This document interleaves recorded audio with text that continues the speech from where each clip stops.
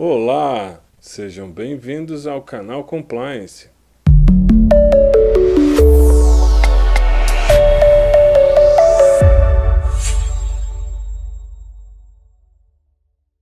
Mas afinal, o que é compliance? O pessoal de casa pode pensar: eu já fui numa palestra e o meu palestrante lá disse que compliance vem do verbo to comply, que é estar em conformidade. O que tem de novidade? Por que eu vou ter que entrar nesse canal do YouTube com esse professor aí do Mackenzie? Com certeza não entende nada da prática. Vai ficar me dizendo o que é estar em conformidade. Ora, bolas, tem que seguir as normas. Isso que é compliance. Tem que estar em conformidade com as políticas, etc. Tem que ter canal de denúncia, um códigozinho de ética e de conduta. É isso que é compliance, então? Não, pessoal. Eu estou aqui exatamente... Me dei o trabalho de criar esse canal do YouTube, que aliás é um sonho muito antigo, né? Eu voltei da Alemanha, do meu doutorado lá em 2008, comecei a dar aula na PUC do Rio Grande do Sul e voltei da Alemanha com essa ideia. Olha, compliance é um tema novo para o Brasil, né?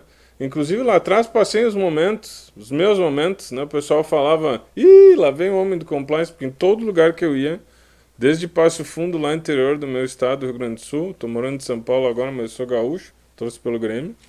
Então, desde esse período lá atrás, o pessoal já brincava, meus amigos brincavam, lá vem o homem do compliance, né? Brincando que eu só falava de compliance, tudo que era evento.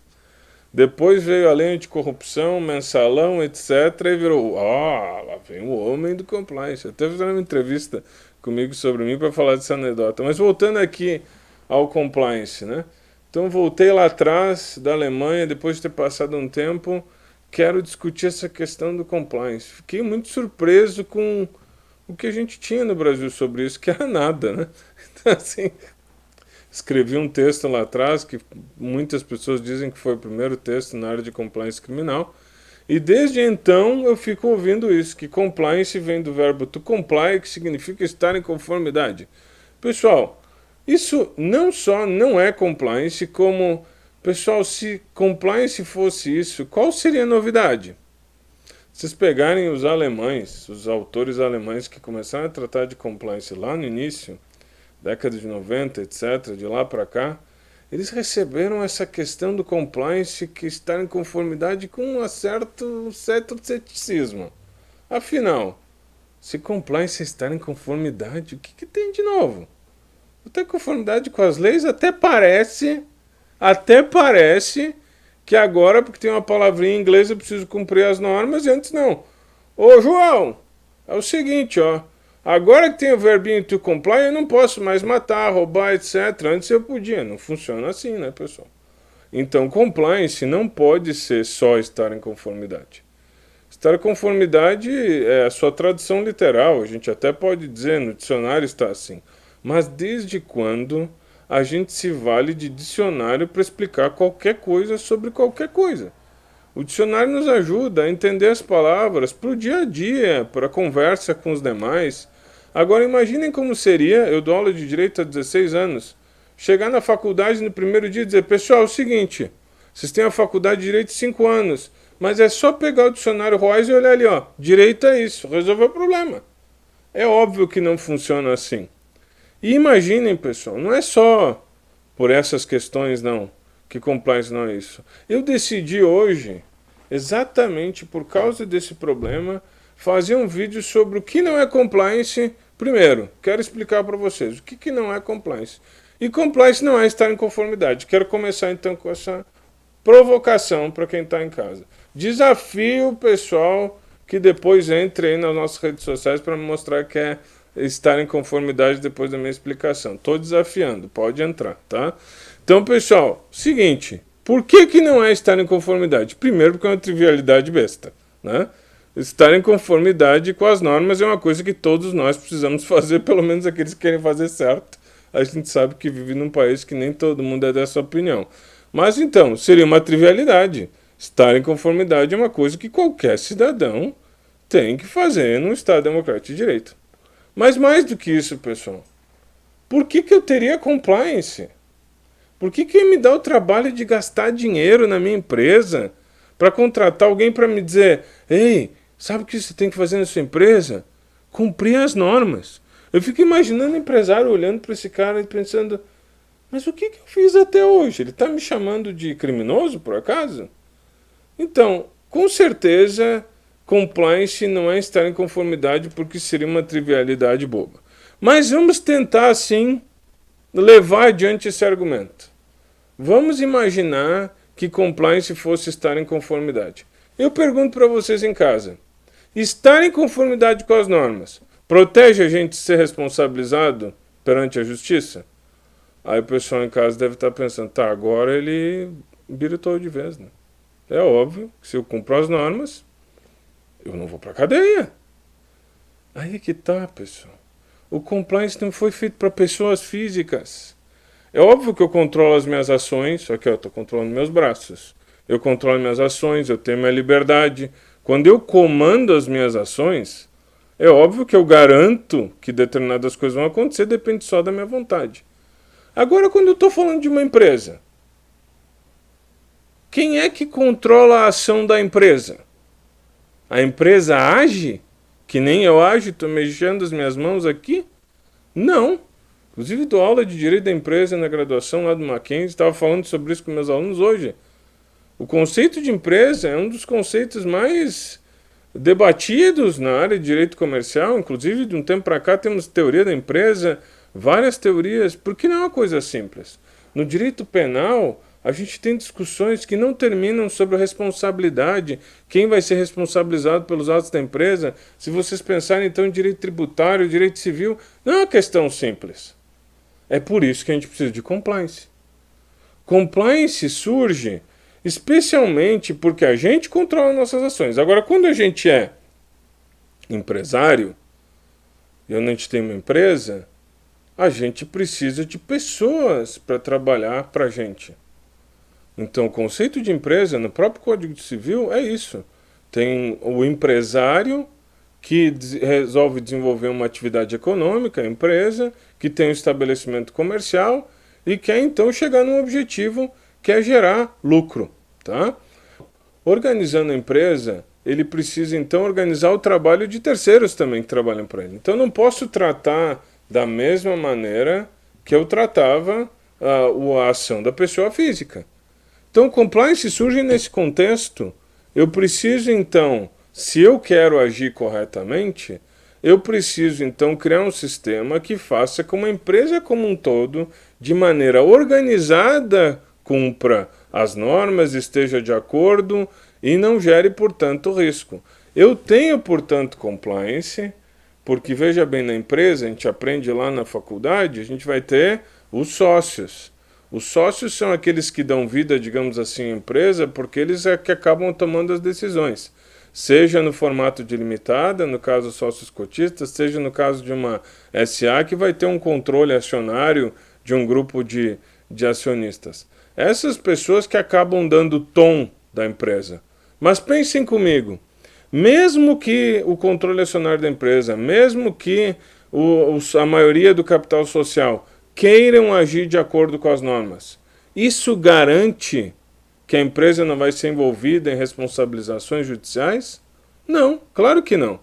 Porque mesmo que os sócios, mesmo que a alta administração da empresa queira fazer isso, se um funcionário decide burlar as normas, a empresa pode vir a responder. Recentemente, eu tive alguns clientes que nos contrataram exatamente por causa disso. Um funcionário burlou o sistema de compliance e acabou gerando um problema de licitação complicado que precisou, enfim, de defesa, etc. E depois ele queria retificar o seu sistema de gestão de compliance. Mas vamos lá. Mesmo que, vamos lá, estou tentando explicar para vocês que compliance não é estar em conformidade. E eu estou desafiando vocês a me mostrar o contrário depois. Vou aguardar as críticas. Então, o primeiro ponto não é trivial. O segundo, o compliance de uma empresa não funciona da mesma maneira que a gente. Não basta eu querer agir dentro de uma empresa que eu vou garantir que todo mundo vai agir da mesma maneira. Eu tenho lá 10, 20, 30, 40 funcionários, tenho sócios, tenho conselhos, etc. Eu preciso, dentro de uma empresa, coordenar a ação de todo mundo. Então, o primeiro argumento que eu tive foi, não adianta a alta administração da empresa querer que todos estejam em conformidade, que a empresa esteja de acordo, que a empresa haja de maneira compliance, que ela não dê vazão a riscos de compliance, mas se os funcionários não seguirem essas instruções, eu posso ter o risco de responsabilização. Mas mesmo que sócios, mesmo que a alta administração e os funcionários façam isso, eu posso ter terceiros agindo em interesse, em benefício da empresa, que pode gerar esse tipo de problema. Vocês podem pensar aqui num representante comercial, num despachante, ou mesmo num advogado, né? Essa semana a gente teve aí várias situações envolvendo de advogados que geraram riscos para outras pessoas. Então, advogados, contadores, etc., eles podem gerar um risco para a empresa.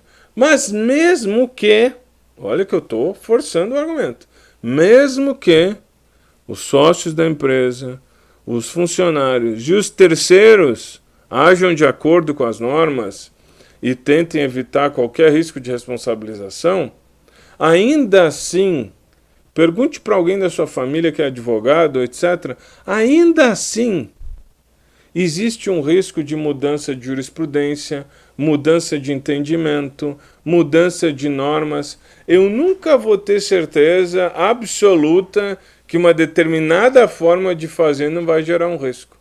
Essa situação foi aumentada na enésima potência agora com a Lei Geral de Proteção de Dados, que faz parte sim dos riscos de compliance. Os riscos de dados, enfim, de ter um vazamento de dados, etc., de um incidente de dados, são riscos de compliance também. Eles foram aumentados exponencialmente. Então, e a gente tratou disso no nosso primeiro episódio, vamos tratar em alguns outros episódios, mas vamos focar aqui. Então, mesmo nesse caso, a gente não tem como ter certeza absoluta. Aí o pessoal de casa vai pensar, tá, e agora? Agora ele acabou com a história. Para quê? Está dizendo então não precisa canal compliance. É verdade, não precisa compliance, não precisa canal compliance. Vamos terminar aqui, todo mundo vai para casa. Eu só fiz esse canal do YouTube para a gente chegar nesse ponto e chegar a essa conclusão. Não, não é essa a ideia, tá? A ideia é desconstruir ideias erradas e reconstruir ideias da maneira adequada. Compliance, pessoal, objeto do compliance. Compliance é uma área do conhecimento. E o compliance, essa área do conhecimento, tem um objeto. Qual é o objeto? Risco, pessoal. Risco. E essa área do conhecimento tem uma metodologia, que é uma metodologia de avaliação de risco. E na prática, então, o produto dessa análise, dessa metodologia, o que essa área do conhecimento cria é um sistema de gestão de compliance. Um compliance Management System, que nem fala a ISO a respeito desse ponto.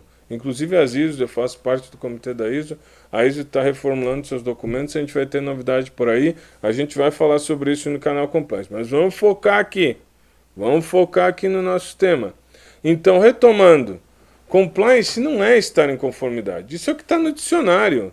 A gente não, e ele não é estar em conformidade porque eu já falei para vocês, primeiro, porque é uma trivialidade. Segundo, porque não, mesmo que todos os envolvidos na empresa, desde a administração até os funcionários, os terceiros queiram estar em conformidade, isso não vai proteger a empresa de responsabilização penal por causa de uma uma mudança de jurisprudência, mudança de leis, etc. A gente vai ter sempre um risco residual de responsabilização, mesmo que a gente tenha uma predisposição de fazer corretamente. Aqui é importante fazer analogias, pessoal, porque a gente não está aqui falando de uma coisa de outro mundo. A nossa vida é assim. Pessoal, se vocês olhassem as estatísticas sobre trânsito, ninguém saía na rua de carro. É óbvio que tem uma chance muito alta de se ter um acidente de carro e ter vamos torcer, né? Isso não vai acontecer. Mas eu digo, do ponto de vista estatístico, pode acontecer uma fatalidade. Mas se por causa disso a gente vai deixar de andar de carro? Não. Mas a gente vai reduzir esse risco ao mínimo possível. A gente vai usar cinto de segurança, a gente não vai beber antes de dirigir, a gente vai ter controle do carro, fazer revisão, etc., e não fazer viagem sem que o carro esteja em condições. A gente vai minimizar esse risco de maneira que a experiência de dirigir um carro não seja uma roleta russa. Ninguém acha que roleta russa é uma maneira adequada de viver a vida. Ninguém faria isso o dia todo. Mas também ninguém pode abrir mão de carro. Eu tenho 3 filhos pequenos. O Matheus, a Helena, que tem 5 anos, vão fazer 6, e o João Pedro, que tem 7. Se acontece alguma coisa com eles, se eles ficam doentes, a gente precisa de um carro para levar, etc. Ou precisa, quando se tem condições, naturalmente, né? Mas precisa ter, pelo menos, quando se tem a possibilidade, não se pode abrir mão desse ponto. Então, aqui chega o ponto que a gente tem que, se a gente entender que compliance não é estar em conformidade, a gente tem que então detalhar um pouquinho melhor essa ideia que eu estou falando de compliance. Aí vocês vão pensar, pô, o cara é advogado, dá aula no Mackenzie, doutorado na Alemanha em Direito e Filosofia, agora vai começar o juridiquês e não vou entender mais nada. Não é o foco, pessoal. Não é o foco desse canal, não é o foco da ideia toda dessa explanação de hoje. A ideia é exatamente fugir do normal e ajudar vocês a refletir comigo para abrir a mente para coisas e enxergar o fenômeno do compliance como eu enxergo, que é muito amplo, que pode mudar a nossa sociedade. Eu tenho um bordão que é compliance é mudar o mundo, vocês vão entender depois por quê. E aí eu uso uma metodologia assim, ó, revolucionária, que rodou o Brasil. Todo mundo me pede para falar desse exemplo. Eu já tive até uma situação, uma vez que eu tive num evento e uma pessoa disse, professor, eu sou seu fã, eu quero ouvir o senhor falando do seu exemplo, mas por favor não fale, porque eu já usei essa ideia, eu lhe gravei falando, e eu fiquei repetindo, até ficar igual. O pessoal às vezes não sabe a diferença entre plágio, né, e admiração. Mas de qualquer maneira, voltando aqui para a ideia, é um exemplo fundamental, uma coisa assim que a minha marca é registrada, vocês vão pensar, mas o que é isso? É o exemplo do parquinho. Parquinho, isso aí, do parquinho. É a maldição, né, de quem está aqui focado, obcecado com temas infantis. Eu tenho, desde que meus filhos nasceram, o foco da minha vida, a alegria da minha vida são meus filhos. E eu tô lá sempre envolvido com Minecraft, com todos esses temas. E comecei naturalmente a frequentar os parquinhos. Pessoal, frequentar parquinho com a minha idade, trabalhando com compliance, é quase como olhar um filme de terror, pessoal. É um filme de terror. A gente olha aqueles parafusos soltos, aquele brinquedo alto, a criança pode cair, a gente fica naquele negócio, meu Deus do céu. Vocês vão pensar, o cara é louco. Não, realmente eu já só vi umas 3 crianças num parquinho. Tinha um pai que me dizia, Giovanni, uma alegria quando vem com a gente, já salvou meu filho 3 vezes. Eu ia pro parquinho assim, ó, procurando, ali tem risco, ali tem risco, ali tem risco. O parquinho virou para mim um foco para explicação de compliance. Aí vocês podem pensar, por que o parquinho? Eu tava lá um dia olhando meus filhos brincando no gira-gira, o João Pedro lá com os amigos, com aquela ideia de girar o mais rápido possível com um em cima, e quando ficava bem alto, pulava. Até que um, né? Plá, socorro, caí. E eu fiquei olhando aquelas crianças brincando, e eu comecei a me dar conta, nossa, as crianças olham para esse parquinho como um mundo de oportunidades, né? Eles olham ali e dizem, ah, maravilha, vou fazer tudo isso aqui. Eu fiquei pensando, cara, olha só, o parquinho é como se fosse o mercado. E as crianças são como se fosse o setor comercial da empresa. Não é assim, pessoal? O pessoal do comercial fala, eu vou fazer tudo, vou vender isso, vou fazer aquilo outro, não importa que tu aumenta a venda da empresa. Isso é o parquinho. As crianças são o setor comercial. A gente pode dizer, né?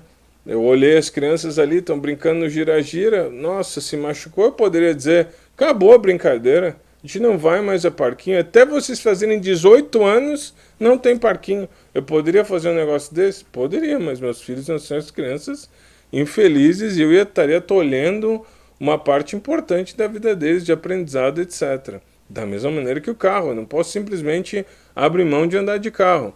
Então, eu olho para o parquinho e começo a pensar, como é que eu posso tornar a experiência dos meus filhos no parquinho mais segura? Vocês têm que pensar que deu certo. Meus filhos nunca se machucaram no parquinho. Posso também fazer um vídeo depois sobre isso. Dicas sobre como levar as crianças no parquinho. Mas não é o foco. Vamos voltar aqui. Então, da mesma maneira que eu estava fazendo esse exercício lá com o parquinho, a gente tem que fazer quando está na empresa. O setor comercial quer fazer tudo no mercado, mas a gente tem que pensar, eu vou o quê? Tolher isso? Não, eu preciso achar uma maneira de que eles, buscando o seu interesse individual, consigam também fazer isso, fazer a empresa crescer, sem gerar riscos de compliance para a empresa. Da mesma maneira que eu tive que começar a pensar. Então eu olhava para o barquinho e pensava, olha, eles nunca subiram nesse brinquedo, então eu tinha que ensinar para eles uma maneira de subir nesse brinquedo. Eu tinha que ensinar um procedimento. Olha, meu filho, isso aqui é íngreme. Se você levantar assim, subindo, você cai para trás. Então tem que subir assim, para baixo, olhando, etc. Então aqui eu estou ensinando um procedimento, estou dando um treinamento. Por outro lado, tem algumas coisas que não podem ser feitas, tem que ter regras. Olha, esse é um brinquedo de crianças com mais de 8 anos. Você tem 5, não pode ir. É uma regra. E aí eu vou ter que fazer um controle. Porque é óbvio que as crianças querem ir naquilo que não pode. Então tem que ficar ali perto, garantir que não vai entrar. Aí a gente tem os controles internos. A gente tem as regras. E a gente tem, então, toda a estrutura que depois a gente vai montar no compliance. Gostaram da analogia? Pessoal, todo mundo gostou até hoje. Espero que vocês tenham gostado também. Espero que tenha explicado também. Mas, pessoal, tudo isso pressupõe uma coisa muito importante que eu quero depois explorar mais em um outro capítulo, que é, isso tudo pressupõe uma decisão fundamental. Lá atrás eu falei para vocês que quem é a alma, digamos assim, na empresa é a alta administração. São os sócios, são eles que dão as decisões fundamentais da empresa. Mas eles têm que ter decidido querer agir de maneira ética. Porque, da mesma maneira que nós, na nossa vida individual, quando a gente quer conduzir a nossa vida, a gente precisa tomar uma decisão fundamental que vai guiar as nossas ações, na empresa, que é um conjunto de pessoas, eu preciso ter essa decisão que parte de cima e se irradia para toda a empresa. Isso é um pressuposto importante, é um pressuposto do sistema de gestão de compliance. E aqui as pessoas me perguntam, estamos chegando aqui perto do final do que eu gostaria de falar com vocês, mas eu queria explorar mais esse ponto com vocês. Aqui várias pessoas me dizem, tá, professor Giovanni, mas isso que você está falando, isso que tu estás falando, é uma coisa assim bonita, mas no Brasil a gente só tem corrupção, mudou alguma coisa mesmo? Olha, pessoal, eu tô nessa lida, brinquei com vocês desde 2008, que brincavam que eu era o homem do compliance. Eu já passei pelo Mensalão, já passei pela Lava Jato, Lei Anticorrupção, e tudo que eu tenho notado, a nova lei de lavagem de dinheiro, tudo que eu tenho notado é um processo de aprendizagem que o nosso mercado está fazendo, que nós estamos fazendo, que o Brasil está fazendo, e que está nos levando para um caminho mais ético, sim. E aqui eu concluo então nosso episódio de hoje com meu bordão, com aquela frase que eu queria deixar para vocês. Pessoal, nesse canal aqui a gente vai aprender que compliance não é só uma consultoria, não é só uma técnica, não é só nos outros, não é só neles. Compliance é na gente, é neles, e a gente precisa ser compliance todo dia em todos os aspectos da nossa vida. Compliance é mudar o mundo. Então fica com a gente aqui no canal Compliance, divulga para os seus amigos, toda sexta vai ter um vídeo. Eu estou gostando tanto desse negócio de gravar vídeo que eu já estou pensando em botar quarta e sexta. Então vai lá, me provoca, faz perguntas, vamos discutir compliance, eu quero ouvir sua opinião, fique com a gente, clique no sininho, inscreva no canal, chame os seus amigos e fique conosco. Um grande abraço, pessoal, até a próxima sexta. Um abraço do canal Compliance.